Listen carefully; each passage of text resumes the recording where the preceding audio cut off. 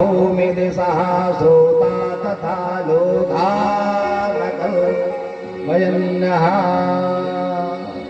है ना।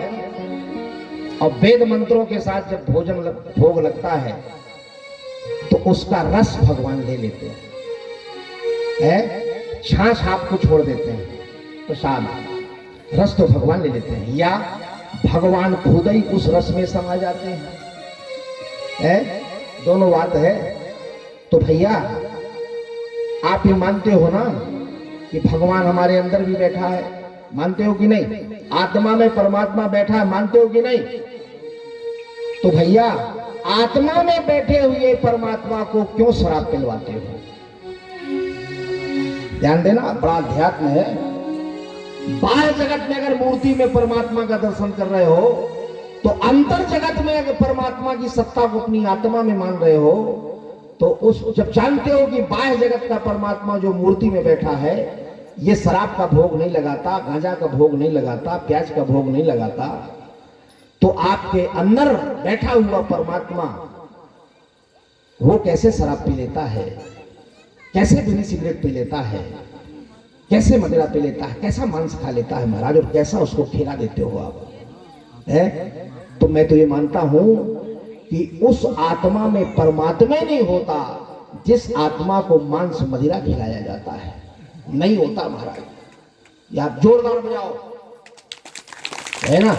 इसलिए आत्मा में अगर परमात्मा का वास करवाना है और उस परमात्मा को आत्म तत्व के रूप में जानना है, अर्थात आध्यात्म के रूप में जानना है, तो आपको आत्मा को निर्मल बनाना पड़ेगा। आपकी आहारचर्या, आपकी दिनचर्या, इसमें पवित्रता होनी चाहिए महाराज, तब वह परमात्मा आपके आत्मा में विराजमान होगा और आपका आत्मोद्धार कर देगा, है। यद्यपि आत्मा का विषय है नैनम छिद्यन्ति शस्त्राणि अनैनम दहति पावकः,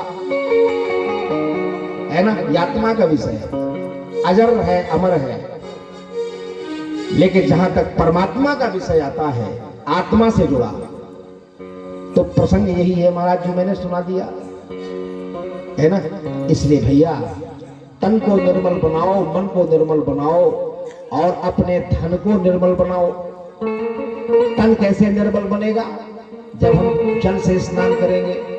जल तन को निर्मल बनाता है और सत्संग भगवान की कथा मन को निर्मल बनाती है, और दान धन को निर्मल बनाता है ना। इसलिए तीनों को निर्मल बनाइए। दान धन को निर्मल बनाता है, पवित्र बनाता है, और सत्संग मन को निर्मल बनाता है, पावन बनाता है, और जल तन को पावन बनाता है ना। ये शिव पुराण की कथा कह रही है। आज शंकर जी प्रकट हो गए।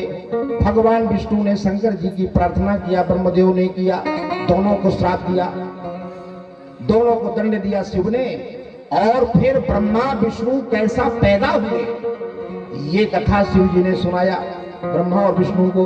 बोले विष्णु तुम कोई ऐसा नहीं आकाश से चले आए हो, तुम्हारा जन्म मेरे से ही हुआ है। अब ब्रह्मा को भी बोले तुम्हारा जन्म मेरे से ही हुआ है। तो भगवान विष्णु बोले हे महाराज, हे भोले बाबा, कृपा करके बताइए कि हमारा जन्म आपसे कैसे हुआ? आप हमारे पिता हैं, आप हमारे जनक हैं, आप बताइए महाराज कि हमारा जन्म आपसे कैसे हुआ? तो भगवान भोले बाबा बताने लगे। कथा बड़ी लंबी है महाराज, पर मेरे को मैं संक्षेप में बताऊंगा क्योंकि कथा समय से संपन्न भी करना है। तो इसलिए आप जान लो कि थोड़ी से जान लो कि विष्णु जी का जन्म शंकर जी से कैसे हो गया। तो भगवान भोले बाबा ने कहा, बोले विष्णु तुम्हारा जन्म हमारे शरीर से ऐसे हुआ कि हमने महाराज तमाम बड़े बड़े नगरों का निर्माण किया, पार्वती के साथ हमने इस धरती का भ्रमण किया। हमारी पार्वती ने कहा, ध्यान देना, बड़ी सुंदर कथा है, जीवन में उतारने लायक, कोई नहीं बताएगा, कोई कथाकार नहीं बताएगा इतने डिटेल और इतने सरल भाषा में, है ना। तो महाराज भगवान भोले बाबा बोले कि हम पार्वती के साथ पृथ्वी लोक का भ्रमण कर रहे थे। हमारी पार्वती ने कहा, भोले बाबा, अरे आप तो तमाम जमाने भर में किसका घर बसा देते हो, किसको दौलत दे देते हो, किसको संपत्ति दे देते हो, और आप तो महाराज वही चिता में रहते हो, बरा के वृक्ष के नीचे रहते हो। अपने लिए भी एक सुंदर नगर का निर्माण करो, हम रहना चाहते हैं। हम अब यहाँ वहां घूमेंगे नहीं, आप घूमते रहना, पर हमारे रहने के लिए एक सुंदर नगर का निर्माण करो।